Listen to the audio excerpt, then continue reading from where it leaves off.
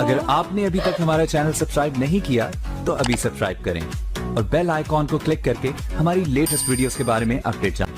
अस्सलाम वालेकुम दोस्तों, मैं हूं इंतखाब सूरी और आप देख रहे हैं हमारा चैनल प्रॉपर्टी अपडेट्स से। दोस्तों, प्रॉपर्टी अपडेट्स में जहां हम आपको मुख्तलिफ़ किस्म की मालूमात, सर्वे, व्यू और विज़िट करवाते हैं, साथ साथ कुछ एक्सपर्ट से भी हम आपकी बात करवाते हैं। आज हम केडीए के हवाले से, जो कि आप देखते हैं शहर में मामलात केडीए के हवाले से, उसके बारे में हम गुफ्तगू करेंगे। और मैं एक ऐसी शख्सियत से मिलाऊँगा जो न सिर्फ केडीए के रिटायर्ड हैं बल्कि ख़ुद प्रॉपर्टी के बिज़नेस से भी वाबस्ता हैं और अच्छी माशाल्लाह एक ग्रिप रखते हैं। तो मैं उनकी तरफ चलता हूँ। चलने से पहले गुजारिश करता हूँ कि हमारे चैनल को सब्सक्राइब करें, बेल आइकन का बटन दबाएं ताकि इस तरह की अपडेट्स अच्छी आपको मिलती रहा करें। तो मेरे साथ हैं लतीफ़ भाई। तो लतीफ़ साहब, कैसे हैं आप? ठीक हैं? आज माशाल्लाह हमारे प्रॉपर्टी अपडेट के चैनल पे लतीफ़ भाई मौजूद हैं। तो लतीफ़ भाई बताइए ज़रा सा केडीए के हवाले से या प्रॉपर्टी कराची के शहर के हवाले से जो चीज़ें आप। कराची शहर जो है वो उसके अंदर मुख्तलिफ़ुल अक़साम की ज़मीनें मौजूद हैं जो कि लोगों को पता ही नहीं है और लोग इसमें धोखा खा जाते हैं।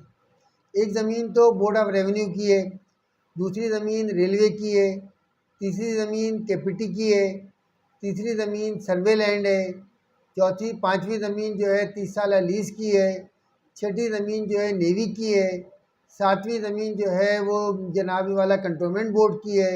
और इसी तरह से इसमें सैकड़ों किस्म की ज़मीनें हैं और जो सैकड़ों लोगों के अंडर के अंदर आती हैं और लोगों को ख़रीदते वक्त पता ही नहीं होता कि हम कहाँ ख़रीदने जा रहे हैं। अगर मैं अपनी गुफ्तगू का आगाज़ इस तरह से करूँ कि शहर के अंदर रेलवे की ज़मीनें हैं। रेलवे की ज़मीनें दरअसल इस मकसद के लिए थी कि उसको ट्रैक जो है उसको जब भी एक्सटेंड करना हो कर दिया जाए, लेकिन उसको नाजायज़ तौर पे इस्तेमाल किया गया। अगर आप 13D1 की तरफ जाएं तो ये जितने भी चीज़ें बनी हुई हैं ये रेलवे की हैं और सब की सब इल्लीगल हैं और ये किसी भी वक्त जब ट्रैक एक्सटेंड होगा तो ये डिमॉलिश हो सकती हैं। और इसीलिए मुख्तलिफ़ वक्तों के अंदर जब ये ट्रेनों का मामला आता है तो ये ट्रेनें रुक जाती हैं और लोग जो है तो वहाँ ये पर जो गुलशन जमार बड़ी तादाद में इस जी तरह के हाँ जो आबाद हैं, इसका जी मतलब है कि ये वो स्टेटस नहीं है जो वो कि। स्टेटस नहीं है, क्लियर स्टेटस के मालिक नहीं है। इसी तरह से अगर आप जो है मतलब सोसाइटियों में जाएं, मतलब स्कीम 33 के अंदर जो सोसाइटियाँ केडीए ने दी थी वो लीगल हैं। एक ज़मीन अलॉट हुई थी केडीए की तरफ से। अब वो बाकी जितने भी उसने प्रोजेक्ट बनाए हैं वो बिल्डर प्रोजेक्ट हैं, उसका वो अथेंटिसिटी नहीं है। वो उन्होंने ज़मीनें मार्केट से परचेज़ करी और मार्केट से परचेज़ करने के बाद जो है वो ज़मीनें जो हैं उन पर प्लॉटिंग करने के बाद, लेकिन हमें ये देख लेना चाहिए तकरीबन किसी भी ज़मीन की 12 एनओसी होती हैं, 12 से 15 एनओसी। लाज़मी बात है वो हमें कोई भी अथॉरिटी दिखाती नहीं है और बाद में लोग जो है बेचारे जो है फंस जाते हैं और लोग जो है परेशान हो जाते हैं। इसी तरह से अगर आप मिसाल के तौर पे गुलशन मेहरान आज से कोई 30-40 साल पुरानी सोसाइटी है, उसके अंदर भी अभी तक उसका टाइटल कोई उस तरह से क्लियर नहीं हो पाता और कोई ना कोई जो है वो ऐसा ऑब्जेक्शन आ जाता है कि आज तक वहाँ पर जो है आबादी नहीं हो सकी। इसी तरह से अगर आप गुलशन मेमार की तरफ जाएं तो गुलशन मेमार एक अथेंटिक ज़मीन है। इसी तरह से केपीटी की ज़मीन है, केपीटी की हट्स की ज़मीन है, वहाँ पर बहुत सारे लोग जो है कंस्ट्रक्शन कर लेते हैं। वो भी हमें देखना पड़ता है कि इसका आया रेजिडेंशियल कंस्ट्रक्शन है या नहीं है।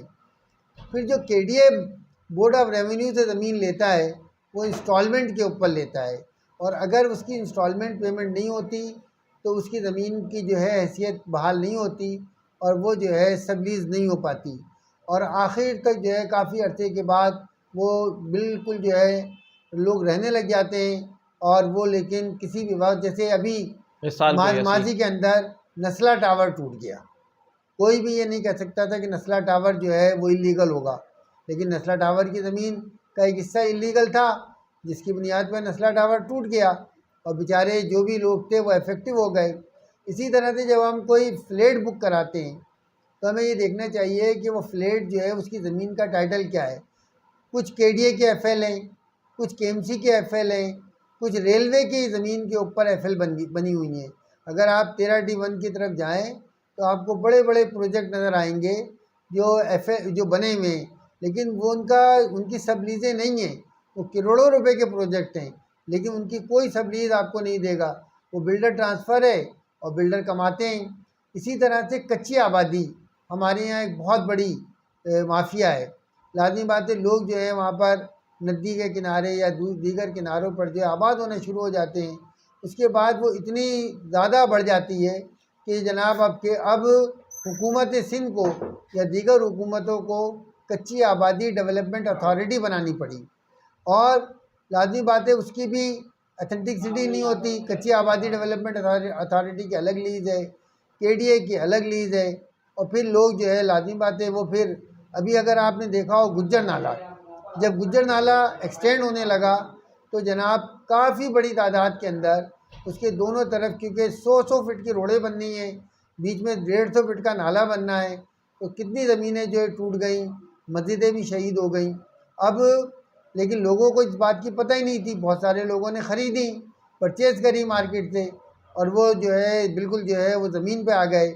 इसी तरह से ज़मीन का टाइटल क्लियर होना बहुत ही ज़रूरी है, और अगर कोई ज़मीन का टाइटल क्लियर ना हो तो वो हमें परचेज़ नहीं करनी चाहिए। उसकी हमें मालूमात करनी चाहिए।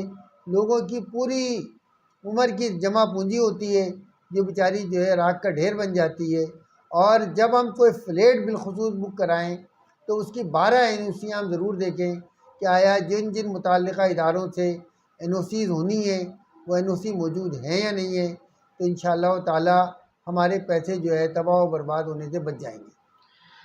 ये थे हमारे अब्दुल लतीफ़ साहब जो कि आपको प्रॉपर्टी के हवाले से मालूमात दे रहे थे। अगला हमारा फ़ेज़ जो होगा, लतीफ़ साहब से हम सवाल जवाब करेंगे और उसमें इंशाल्लाह आपको मालूमात मज़ीद होगी। यकीनन आज की वीडियो देख के आपको अंदाज़ा हुआ होगा कि KDA के जो ज़मीनें हैं या शहर कराची में जो बहुत सी सोसाइटीज़ हैं उनकी हकीकत क्या है।